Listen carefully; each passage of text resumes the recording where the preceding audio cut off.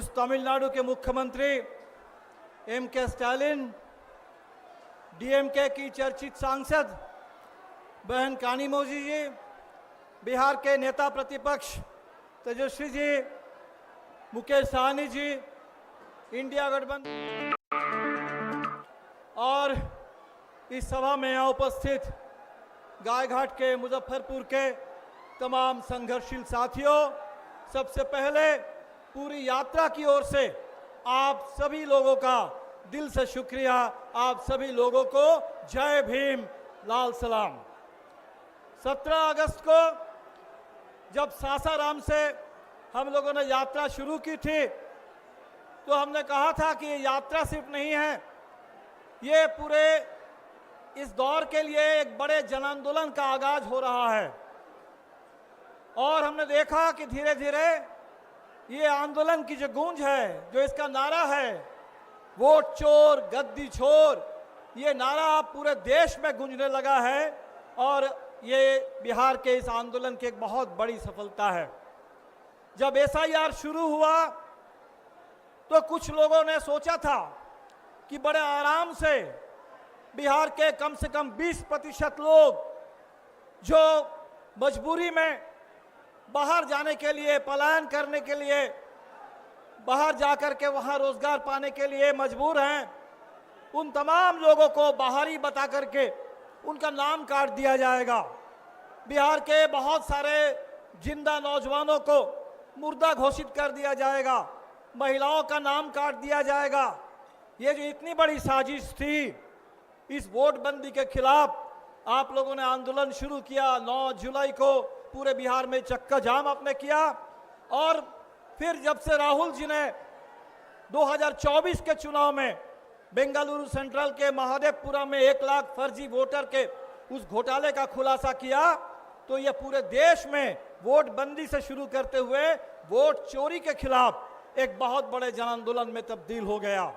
आज इसी यात्रा में हम लोग चल रहे हैं और पूरे बिहार में हमारे बीच में यही संदेश हर जगह हमें पहुंचाना है कि इस वोट चोरी को हर कीमत पर रोकना है। महाराष्ट्र में चुनाव चुराया, हरियाणा में चुनाव चुराया, लेकिन बिहार इस चोरी को कतई बर्दाश्त नहीं करेगा। इस पूरे चोरी की, वोट चोरी की साजिश, चुनाव को चुराने की साजिश को बिहार नाकाम कर देगा। यह संकल्प हम लोग लेने के लिए आए हैं।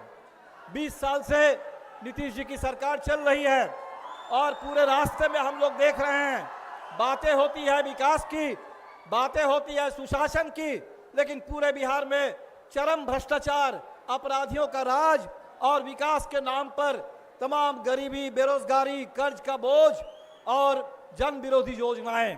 रास्ते में बहुत सारे साथी मिलते हैं, ज्ञापन देते हैं। अभी आपके गायघाट पे जब हम लोग आ रहे हैं तो उसी समय हमने देखा कि बागमती में जो बांध निर्माण की परियोजना है और इसके खिलाफ लंबे समय से हमारे गायघाट के, मुजफ्फरपुर के किसान जो संघर्ष कर रहे हैं, उनसे भी हमें ज्ञापन मिला।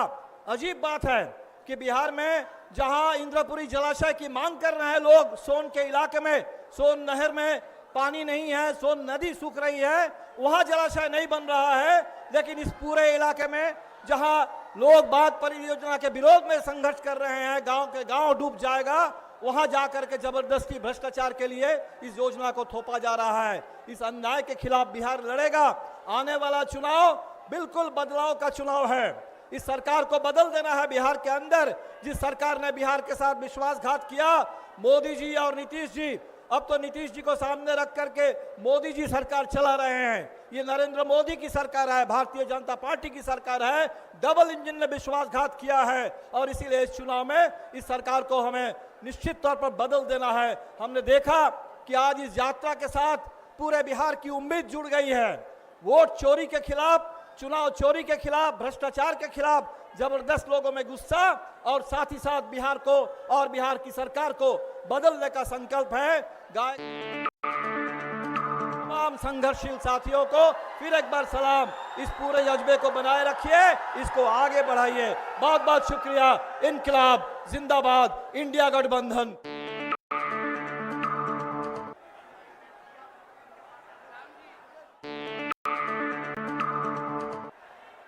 अब मैं आपके बीच सम्मानित तेजस्वी प्रसाद यादव जी को आमंत्रित करता हूं कि आपको संबोधित करें।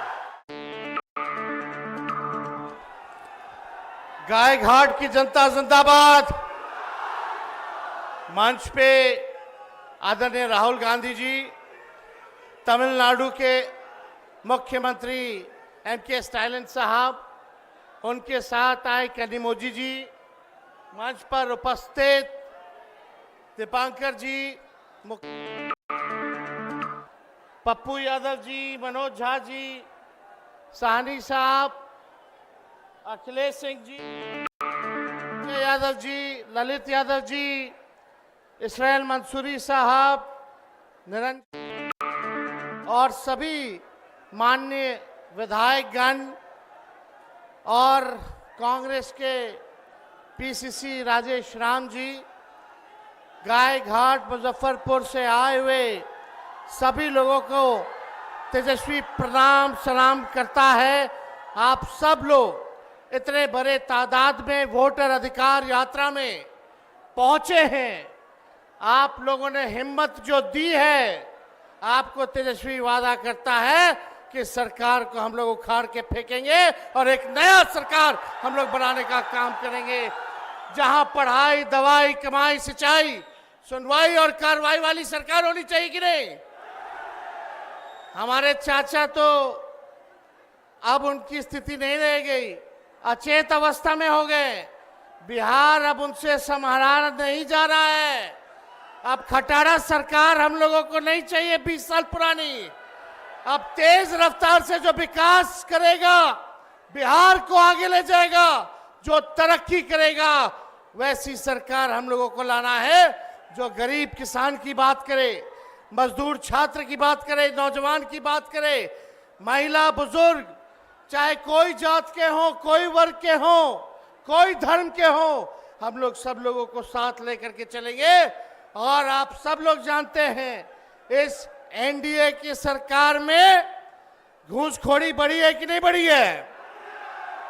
बढ़ी है। एसआईआर में आप लोगों को आवासीय प्रमाण पत्र बनवाना होता है, जातीय प्रमाण पत्र बनाना होता है, देना पड़ता है कि नहीं देना पड़ता है घूस? अब तक समझिए जब से एसआईआर की प्रक्रिया चल रही है, आवासीय प्रमाण पत्र, जातीय प्रमाण पत्र बनाने में लगभग 4,000 करोड़ का रिश्वत जो है लिया गया। और ये सब एनडीए के नेताओं के पास जो है ये पैसा पहुंच रहा है। ऐसी भ्रष्ट निकम्मी सरकार, जहां अपराध ही अपराध। बताइए मुजफ्फरपुर में अपराध बढ़ा है कि नहीं बढ़ा है? कोई माताएं बहनें सुरक्षित हैं? रेप करके फेंक दिया जाता है, अस्पताल में जगह नहीं मिलती है, मृत्यु हो जाती है। ऐसी सरकार आप लोगों को चाहिए क्या? कोई सुनने आया? कोई देखने आया? कहां गए मुख्यमंत्री जी? कहां गए देश के प्रधानमंत्री मोदी जी? खाली जुमला बोलने से होगा? मोदी जी, आप चाहिएगा कि बिहारी लोग का वोटर लिस्ट से नाम हटवा दे, तो ऐसा होने वाला नहीं है। आप लोग इस साजिश का बदला लीजिएगा कि नहीं लीजिएगा? अपने वोटों की हिफाजत कीजिएगा कि नहीं कीजिएगा? सरकार बदलना है। सरकार अगर बदलना है तो जरूरी क्या है, वोट अपना रहेगा तब ना बदलिएगा। जब वोट नहीं रहेगा तो कोई पूछे वाला है? पहले वोटर लिस्ट से नाम काटेगा, फिर राशन कार्ड से नाम काटेगा, उसके बाद पेंशन से नाम काटेगा। ये नकलची सरकार है, नकलची सरकार। जो तेजस्वी कहा वही ये सरकार कर रही है। इनके पास अपनी कोई सोच नहीं है क्या कोई सोच इस सरकार के पास? किसने कहा था नौकरी किसने दिया 5 लाख?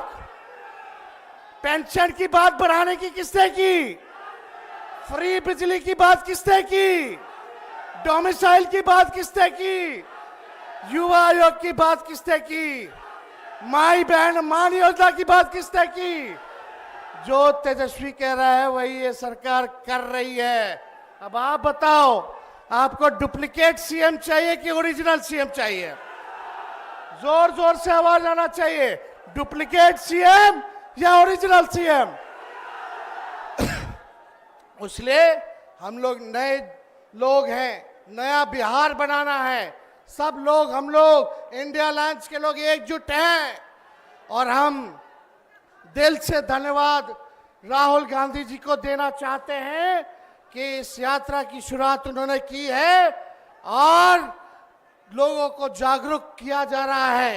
और आप लोग, हम चाहेंगे कि राहुल गांधी जो है ताली मार करके जो है उनका अभिनंदन और बिहार के आज हमारा हौसला हिम्मत बढ़ाने के लिए तमिलनाडु के मुख्यमंत्री एम.के. स्टालिन साहब आए हैं। हम चाहेंगे कि इनका जो है जोरदार गाय घाट की जनता जो है स्वागत करने का काम करे, हाथ उठा के स्टालिन साहब के लिए जो है स्वागत करने का काम करे। तो आप सब लोग यहाँ आए हैं, एकजुट रहिएगा और एकजुट होकर के पूरे महागठबंधन के साथ ही हम लोग 243 सीट पे लड़ेंगे और हम लोगों की कोशिश होगी कि भाजपा और एनडीए का खाता ना खुले। एनडीए का मतलब ही है नहीं देंगे अधिकार। इसलिए आप सब लोगों का तहे दिल से हम स्वागत करते हैं, धन्यवाद देते हैं। एक बार मेरे साथ जोर से नारा लगाओगे? हम बोलेंगे वोट चोर, आप सब बोलना गद्दी छोर। वोट चोर, वोट चोर, वोट चोर। जय हिंद, जय बिहार। बहुत बहुत धन्यवाद। अब आपके बीच मैं I request honourable chief minister of Tamil Nadu MK. Stalin साहब से रिक्वेस्ट करता हूं कि प्लीज एड्रेस इन पब्लिक। बहुत बहुत धन्यवाद।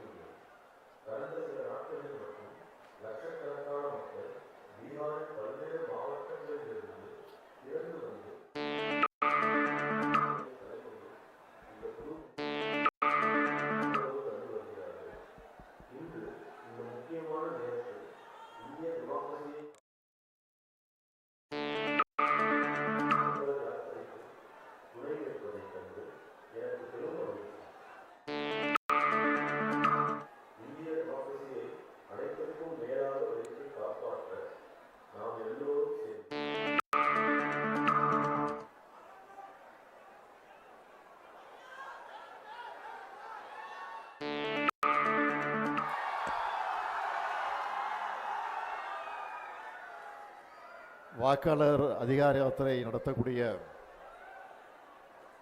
மை டியர் பிரதர் ராஜீவ்காந்தி அவர்களே, இந்த மண்ணினுடைய மைந்தர் தேஜஸ்வி யாதவ் அவர்களே, என்னுடைய அன்பு தங்கை கனிமொழி எம்பி அவர்களே, காங்கிரஸ் கட்சியினுடைய ஒருவர் வேணுகோபால் உள்ளிட்ட பீகாரினுடைய இந்திய கூட்டணி கட்சியினுடைய தலைவர்களே, உங்கள் அனைவருக்கும் என்னுடைய அன்பான வணக்கம். प्रिय भाई राहुल गांधी जी और तेजस्वी और मेरे बहन कनिमोड़ी जी और कांग्रेस से वेणुगोपाल जी,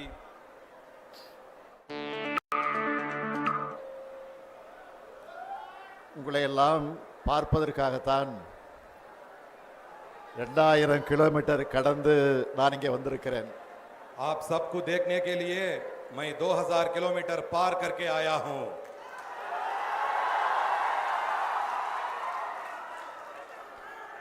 சமூக நீதி, மதச்சார்பின்மை ஆகியவற்றோட அடையாளம் அவர்.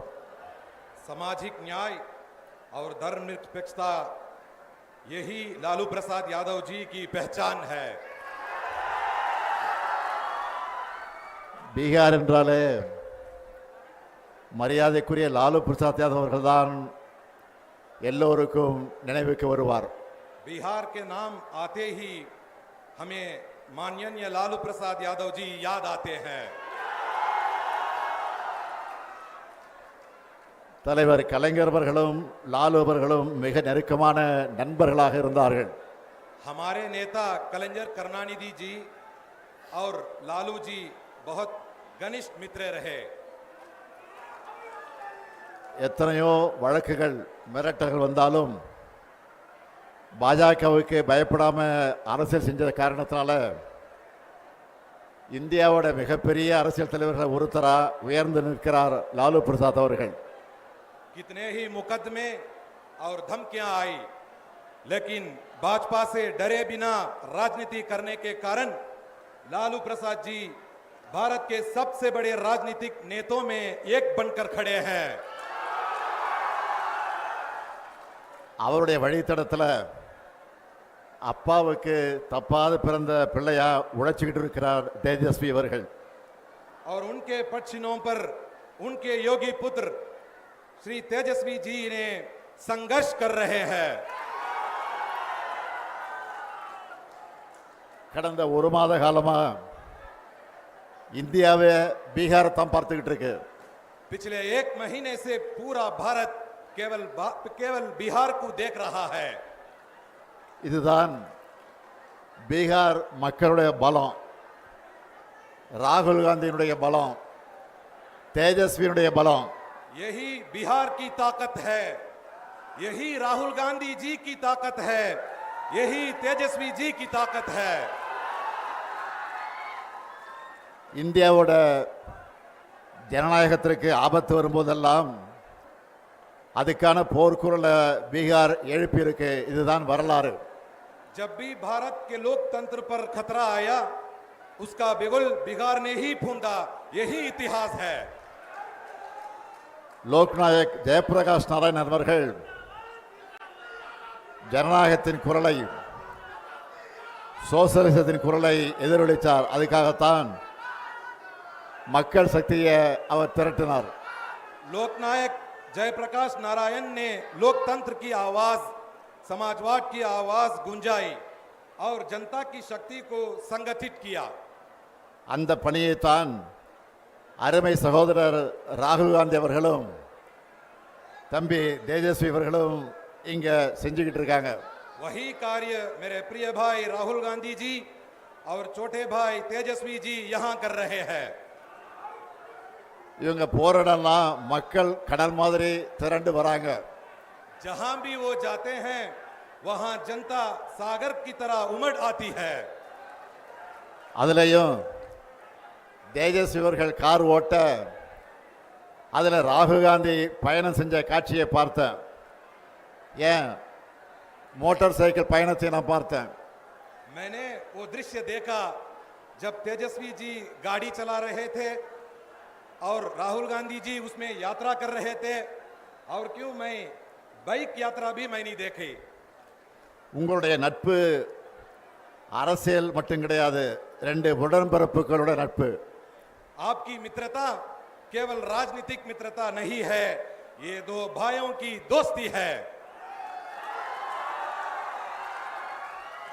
ஜனநாயகத்தை காக்க மக்கள் நலனுக்காக நீங்க ஒன்று சேர்ந்திருக்கீங்க. जनता की कल्याण और लोकतंत्र की रक्षा के लिए आप एकजुट हुए हैं। பீகார் எலெக்ஷன்ல உங்களுக்கு வெற்றியை பெற்றுத்தரப் போறது இந்த நட்பு தான். यही मित्रता आपको बिहार चुनाव में जीत दिलाने वाली है। பாஜகவோட துரோக அரசியல் தோற்க போகுது. தேர்தலுக்கு முன்னாடியே உங்களுடைய வெற்றி உறுதியாயிடுச்சு. भाजपा की विश्वासघाती राजनीति हारने वाली है। चुनाव से पहले ही आपकी जीत पक्की हो गई है। அதனால தான் இந்த வெற்றியை தடுக்க பார்க்கறாங்க. इसीलिए वो इस जीत को रोकने चाहते हैं। நியாயமா முறைப்படி வாக்குப்பதிவு நடந்தா பாஜக கூட்டணி தோத்துடும்னு மக்களான உங்களை வாக்களிக்க விடாம தடுக்கிறாங்க. अगर निष्पक्ष और सही तरीके से मतदान हुआ तो भाजपा गठबंधन हार जाएगा। इसलिए जनता को मतदान से रोकने का षड्यंत्र रचा जा रहा है। தேர்தல் ஆணையத்தை கீ கொடுத்தா ஆடுற பொம்மையா மாத்திட்டாங்க. चुनाव आयोग को वो रिमोट से चलने वाली कठपुतली बना चुके हैं। 65 லட்சம் பீகார் மக்களை வாக்காளர் பட்டியலிருந்து நீக்கினது ஜனநாயக படுகொலை. 65 लाख बिहार वासियों को मतदाता सूची से हटाना लोकतंत्र की हत्या है। சொந்த மண்ணில் பிறந்து வாழ்ந்த மக்களை வாக்காளர் பட்டியலிருந்து நீக்கிறதை விட பயங்கரவாதம் இருக்க முடியுமா? अपने ही जन्मभूमि में जहां लोग रहते हैं उन्हें मतदाता सूची से हटाना क्या ये आतंकवाद से भी खतरनाक नहीं है? எல்லா அடையாள அட்டைகளை வச்சிருந்தாலும் அவங்கள அட்ரஸ் இல்லாதவங்க போல ஆக்குறது அழித்தொழிப்பு தானே. सभी पहचान पत्र होने के बावजूद उन्हें पता नहीं है ऐसा दिखाना क्या ये विनाश नहीं है? சகோதரர்கள் ராகுலும் தேஜஸ்வியும் பெறப்போற வெற்றியை தடுக்க முடியாத பாஜக கொல்லைப்புற வழியா இந்த வேலையை பார்க்குது. मेरे भाइयों, राहुल जी और तेजस्वी जी की जीत को रोक ना पाने वाली भाजपा अब गुप्त रास्तों से ये काम कर रही है। இதுக்கு எதிரா என்னோட சகோதரர்கள் முன்னெடுத்துள்ள இந்த போராட்டத்தை வாழ்த்துறதுக்காகத்தான் நான் இங்க வந்திருக்கிறேன். इसी अन्याय के खिलाफ मेरे भाइयों ने जो आंदोलन छेड़ा है उसे समर्थन देने के लिए मैं तमिलनाडु से आया हूं। அதுலேயும் குறிப்பா ராகுல் காந்தி அவர்கள் தேர்தல் ஆணையத்தோட வாக்கு திருட்டு மோசடிகளையும் அம்பலப்படுத்திக்கிட்டு இருக்கார். இதுக்கு தேர்தல் ஆணையத்தால முறையான ஒரு பதிலை கூட சொல்ல முடியல. विशेषकर राहुल गांधी जी ने चुनाव आयोग की धांधलियों और वोट चोरी को उजागर किया है। ஆனா इसका जवाब तक चुनाव आयोग नहीं दे पाया। ஆனா ராகுல் காந்தி அவர்கள் உறுதிமொழி பத்திரம் தாக்கல் செய்யணும், மன்னிப்பு கேட்கணும்னு தலைமை தேர்தல் ஆணையர் ஞானேஷ்குமார் சொல்லுகிறார். लेकिन मुख्य चुनाव आयुक्त ज्ञानेश कुमार कहते हैं कि राहुल गांधी जी को शपथ पत्र दाखिल करना चाहिए, माफी मांगनी चाहिए। இந்த மிரட்டலுக்கெல்லாம் ராகுல் காந்தி பயப்படுவாரா?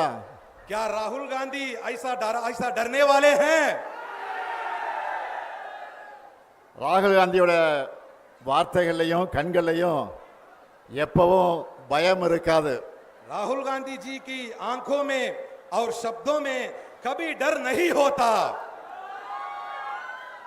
ராகுல் காந்தி அவர்களை பொறுத்த வரைக்கும் சும்மா அரசியலுக்காக மேடைகளுக்காக பேசுறவர் கிடையாது. தான் பேசுற ஒவ்வொரு வார்த்தையும் மிகுந்த கவனத்தோடு பேசுறவர் அவர்.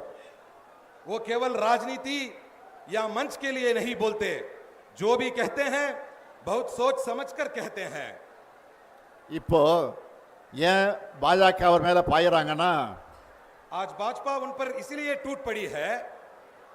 பாஜக தேர்தலை எப்படி கேலி கூத்தாக்கிடுச்சுன்னு ராகுல் காந்தி வெளிச்சம் போட்டு காட்டிட்டார். அந்த ஆத்திரத்தில் பாஜக அவர் மேல பாயிறாங்க. क्योंकि उन्होंने दिखा दिया भाजपा ने चुनाव को कैसे मजाक बना दिया है, इसलिए उन पर भाजपा टूट पड़ी है। மக்களுடைய வாக்குரிமையை பறிக்கிற பாஜகவோட அதிகாரத்தை மக்கள் நிச்சயமாக பறிப்பாங்க. அதைத்தான் பீகார்ல இப்ப கூடியிருக்கக்கூடிய இந்த கூட்டம் எடுத்து காட்டுகிறது. लोगों के मताधिकार को छीनने वाली भाजपा की सत्ता को जनता जरूर छीन लेगी, यही संदेश ये भीड़ दे रही है। 2024 நாடாளுமன்ற தேர்தலில் இந்தியா கூட்டணிக்கான அடித்தளத்தை இங்க இருக்கக்கூடிய பாட்னாவில் தான் விதைச்சோம். எங்களுக்கு சமமான அரசியல் எதிரிகள் இல்லை, எதிர்க்கட்சிகள் ஒன்று சேர மாட்டாங்கன்னு நினைச்ச பாஜகவோட கர்வத்தை தகர்த்த இடம்தான் இந்த Bihar.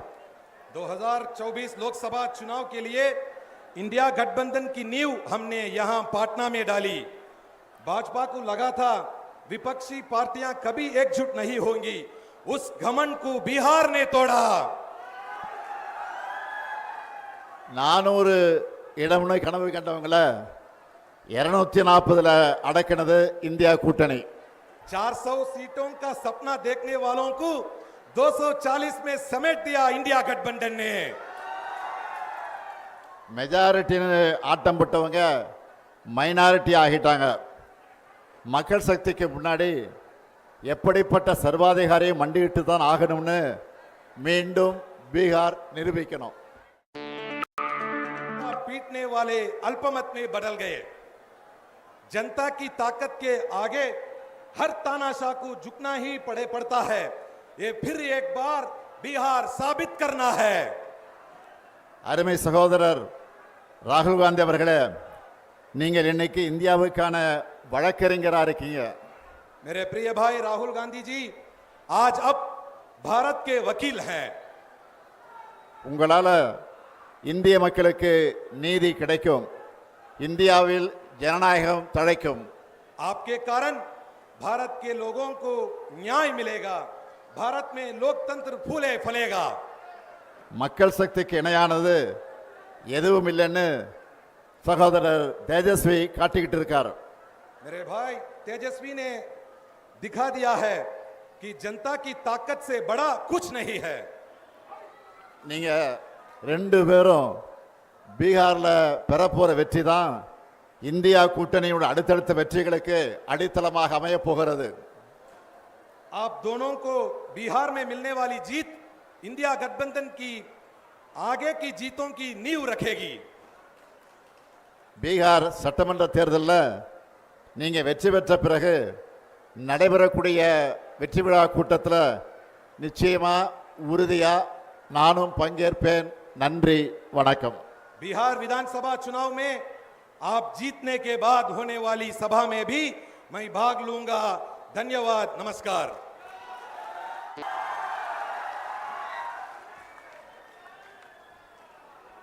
Thank you so much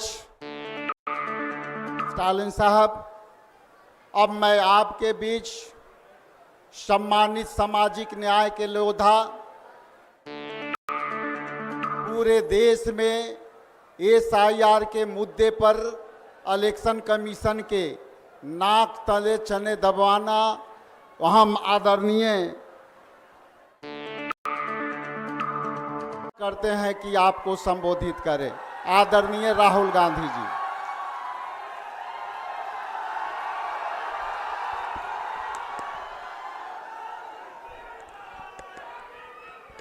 Stalin जी, तेजस्वी यादव जी, केसी वेणुगोपाल जी, राजेश राम जी, दीपंकर भट्टाचार्य जी, मुकेश साहनी जी, कन्निमोझी जी, शकील अहमद खान जी, अखिलेश प्रसाद सिंह जी और स्टेज पे इंडिया गठबंधन के वरिष्ठ नेता, भाइयों और बहनों, प्रेस के हमारे मित्रों, आप सबका यहां दिल से मैं स्वागत करता हूं। नमस्कार। आपने इस यात्रा में हमारी मदद की,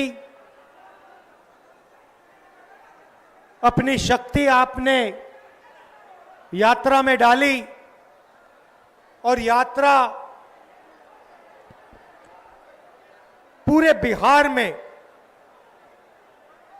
यात्रा ने पूरे बिहार में लोगों के जबानों पर, बच्चों के जबानों पर एक नारा, वोट चोर, वोट चोर। अभी मैं आ रहा था, छोटे छोटे बच्चे थे, छोटा सा ग्रुप था, मैं वहां से निकला, मेरी ओर देखा और कहा नरेंद्र मोदी वोट चोर। छोटे बच्चे, 6-6 साल के बच्चे अब बात समझ गए हैं कि हिंदुस्तान में वोट चोरी की जा रही है। अब देखिए, कुछ समय पहले अमित शाह ने कहा कि बीजेपी 40-50 साल अब राज करेगी। याद है आपको? अब राजनीति में कल क्या होगा किसी को नहीं मालूम, मगर अमित शाह को 40 साल की राजनीति मालूम है। कैसे? वोट चोर। इलेक्शन आता है, ओपिनियन पोल आते हैं और उसमें ओपिनियन पोल हमारे जो मीडिया वाले हैं कहते हैं, हरियाणा में कहा कि कांग्रेस पार्टी जीतेगी। नरेंद्र मोदी और अमित शाह कहते हैं बीजेपी जीतेगी। नहीं देते हैं। 300 पार 2014 में, 2019 में ओपिनियन पोल कुछ और कह रहे थे। नरेंद्र मोदी जी 2019 के चुनाव के बाद रिजल्ट आने से पहले प्रेस कॉन्फ्रेंस करते हैं, कहते हैं 300 सीटें आएंगी। हिंदुस्तान के सारे पोलस्टर कुछ और कह रहे हैं, ओपिनियन पोल कुछ और कह रहे हैं। नरेंद्र मोदी कहता है 300 सीट आएंगी। कितनी आई? 300 आई। क्यों? वोट चोर। भाइयों और बहनों, सच्चाई है कि ये पहले गुजरात में शुरू हुआ। ये 2014 से पहले गुजरात में शुरू हुआ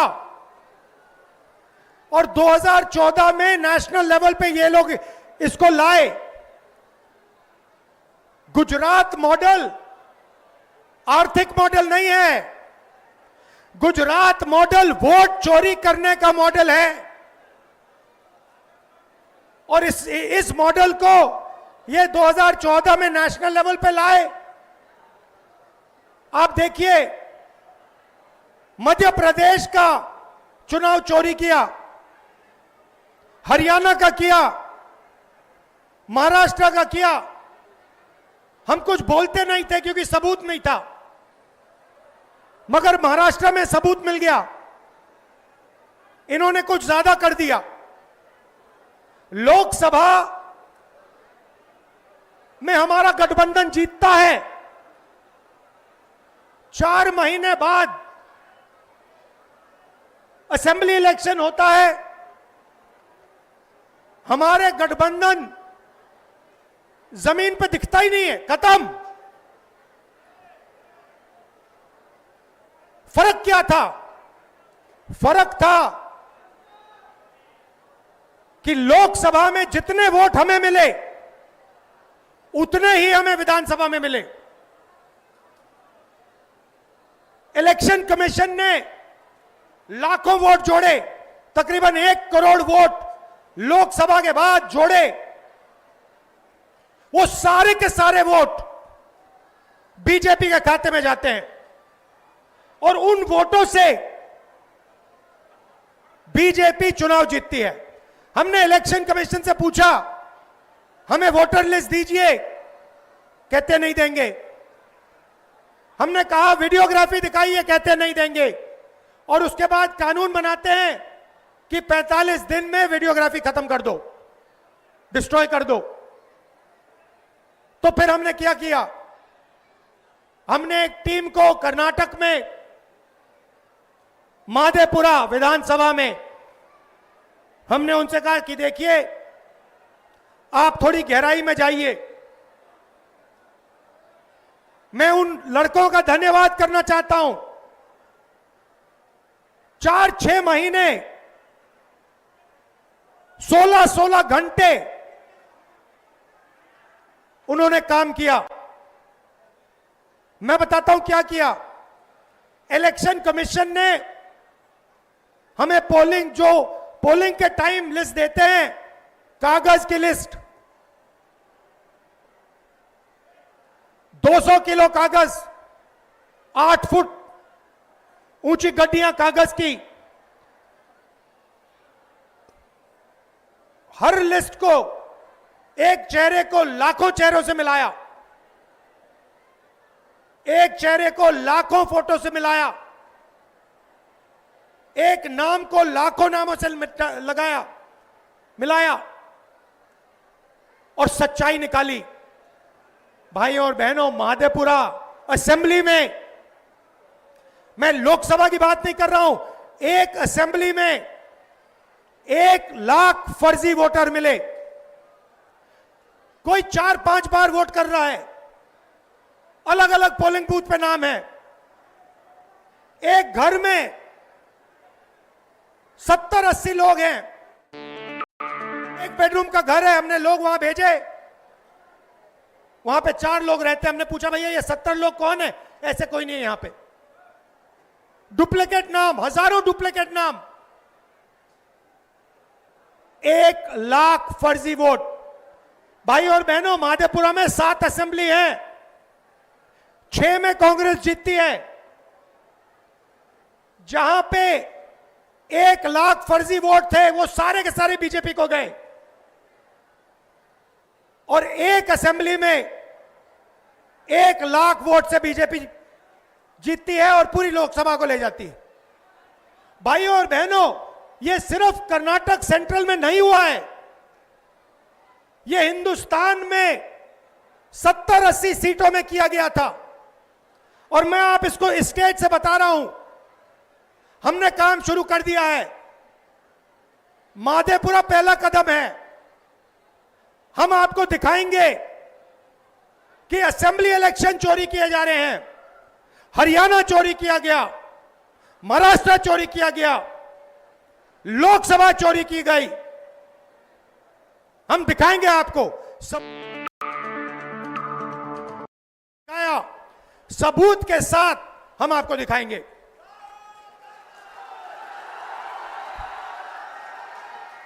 और ये वोट चोरी क्यों की जा रही है? आप देखिए, ये संविधान जो है, ये अंबेडकर जी का संविधान है, ये अंबेडकर जी का संविधान है, ये हमारे लिए पवित्र किताब है।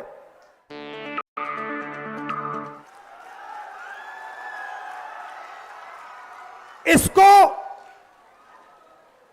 दुनिया की कोई शक्ति नहीं छू सकती है। इसमें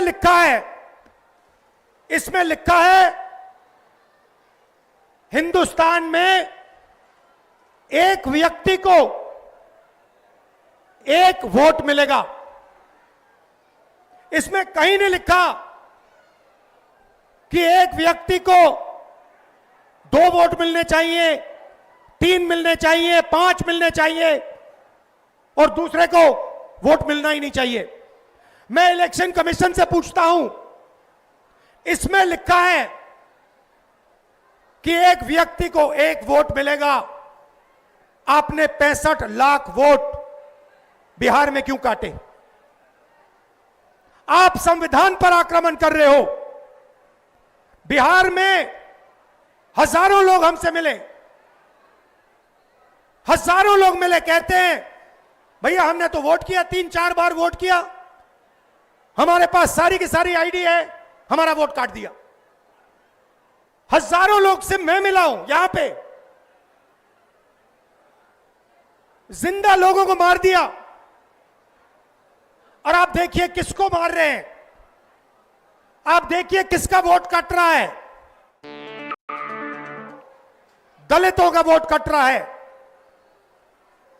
पिछड़ों का वोट कट रहा है, ईबीसी का वोट कट रहा है, अल्पसंख्यकों का वोट कट रहा है। मतलब हिंदुस्तान के गरीब लोगों का वोट कट रहा है। अंबानी का नहीं कट रहा, अदानी का नहीं कट रहा,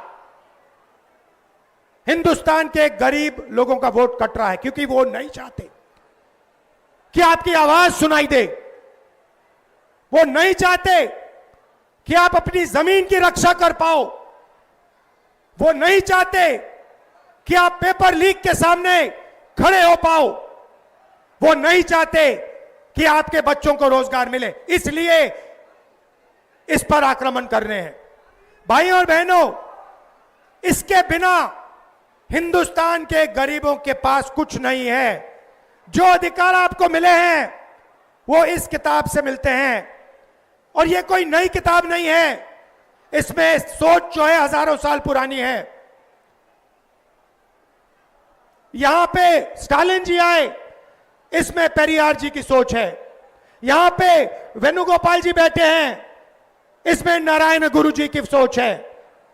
इसमें अंबेडकर जी की सोच है, इसमें फूले जी की सोच है, इसमें गांधी जी की सोच है, इसमें भगवान बुद्ध की सोच है, इसमें कबीर की सोच है।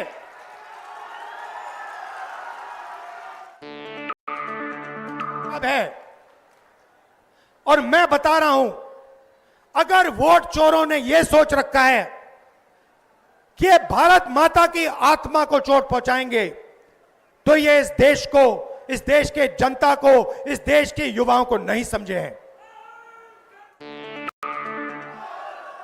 भाइयों और बहनों, मैं आपको गारंटी देके कह रहा हूं, और अच्छी तरह सुनिए, नरेंद्र मोदी वोट चोरी करके चुनाव जीतता है। नरेंद्र मोदी वोट चोरी करके, वोट कटवा के, वोट बढ़ा के चुनाव जीतता है, और नरेंद्र मोदी और अमित शाह की मदद हिंदुस्तान का इलेक्शन कमीशन करता है।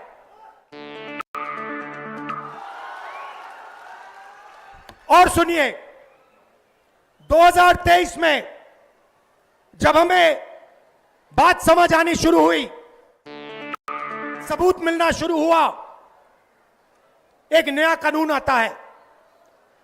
लोकसभा में, राज्यसभा में चुप्पे चुप्पे एक नया कानून आता है, पास हो जाता है, किसी को नहीं पता, दिन में पास किया जाता है। पता है क्या कानून था? कानून था कि कुछ भी हो जाए, इलेक्शन कमिश्नर कुछ भी कर दे, उनके खिलाफ कानूनी कार्रवाई नहीं की जा सकती। अब आप मुझे बताओ, ऐसे कानून की क्या जरूरत? अगर ईमानदारी से इलेक्शन कमिश्नर काम कर रहा है, तो ऐसे कानून की क्या जरूरत? बहनों, किसान को पीटकर जेल में डाल देते हैं,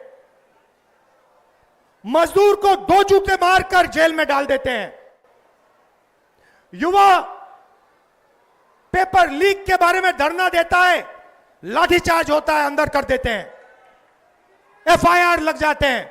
मगर हिंदुस्तान के इलेक्शन कमिश्नर के खिलाफ कोई एफआईआर नहीं कर सकता है, कोई कानून नहीं एक्शन ले सकता है। क्यों? इसका एक ही कारण है, ये लोग नरेंद्र मोदी की वोट चोरी में मदद कर रहे हैं। और वोट चोरी हिंदुस्तान के ईबीसी, दलित, ओबीसी, अल्पसंख्यक और गरीब जनरल कास्ट के खिलाफ आक्रमण है, यह आपको खत्म करने का तरीका है। ये यहां नहीं रुकेंगे। आप ये मत सोचो कि भैया वोट ले लिया तो क्या हुआ। इसके बाद राशन कार्ड जाएगा, उसके बाद जमीन जाएगी, और जो आजादी से पहले समय था जहां आपका अपमान किया जाता था, आपको कोई अपॉर्चुनिटी नहीं मिलती थी, आपको शिक्षा नहीं दी जाती थी, आपके माता पिता, उनसे पूछिए आजादी से पहले क्या होता था। जो जो जो भी मन में आता था वो कर लेता था, अपनी जमीन ले लेता था। यह किताब, इस सोच ने हिंदुस्तान को बदला था, और ये एक बार फिर आजादी से पहले के हिंदुस्तान में हमें ले जाना चाहते हैं। भाई और बहनों, दो चीजें मैंने नरेंद्र मोदी के सामने मुंह पे बोल दी हैं, और मैं गारंटी देके आपको कह रहा हूं, ये जो 50% की रिजर्वेशन की दीवार है, इसको कांग्रेस पार्टी लोकसभा में चूरा चूरा तोड़ के फेंक देगी।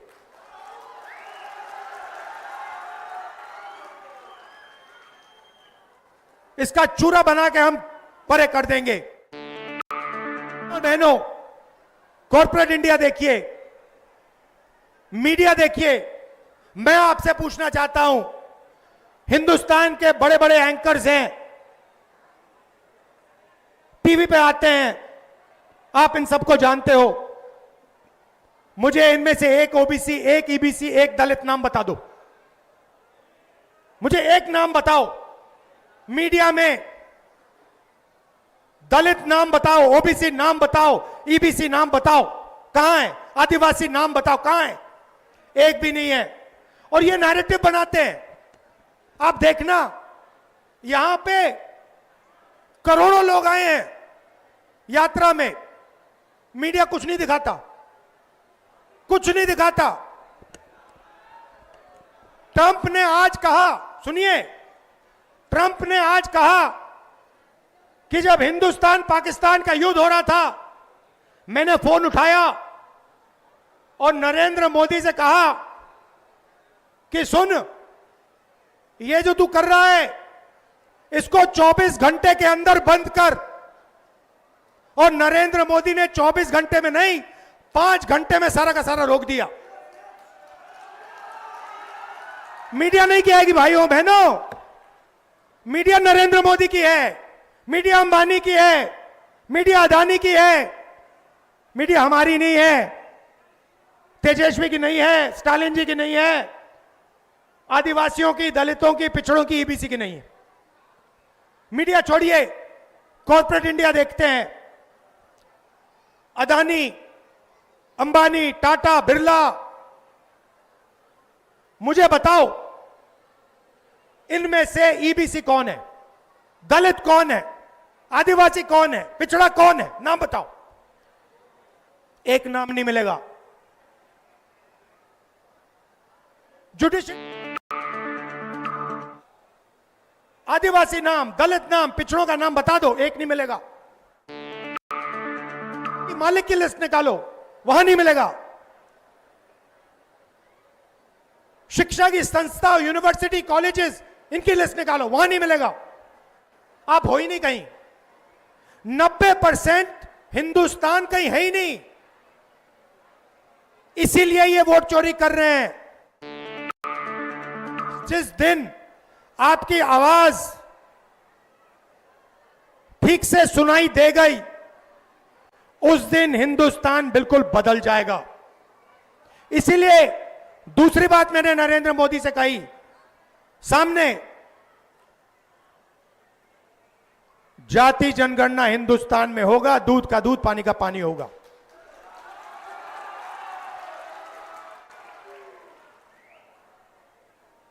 ये जो प्रदेश, ये क्रांति का प्रदेश है।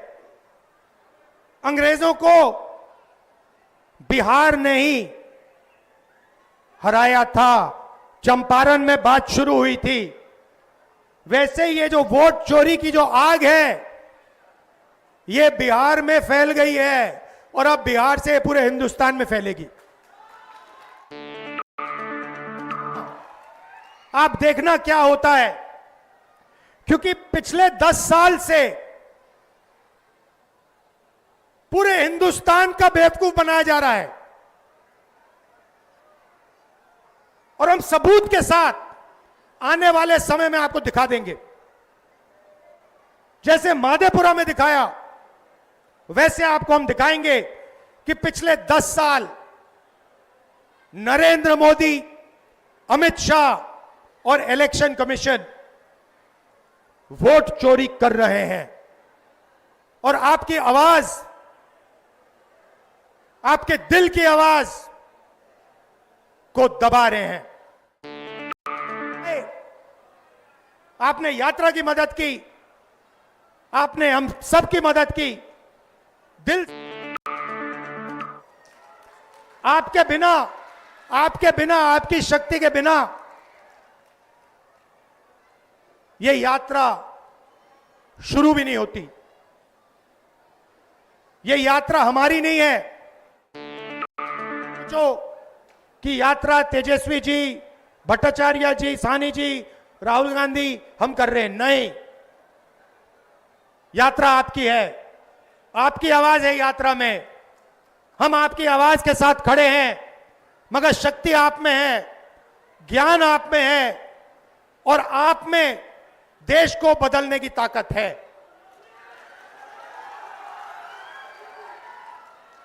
बिहार के युवाओं से मैं कहना चाहता हूं,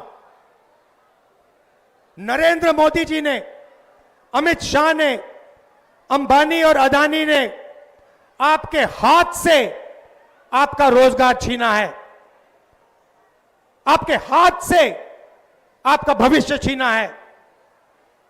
बिहार को रोजगार की जरूरत है, बिहार को बदलाव की जरूरत है, बिहार को प्रगति की जरूरत है। वोट चोरी रोकना प्रगति और रोजगार के लिए पहला कदम है। आप सबका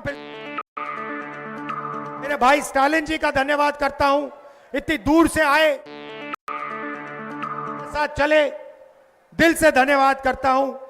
तेजस्वी जी का, साहनी जी का, भट्टाचार्य जी का, राजेश राम जी का, शकील अहमद जी का, कांग्रेस की टीम का पूरा दम लगाया और यात्रा को सक्सेसफुल बनाया। धन्यवाद। जय हिंद, जय बिहार।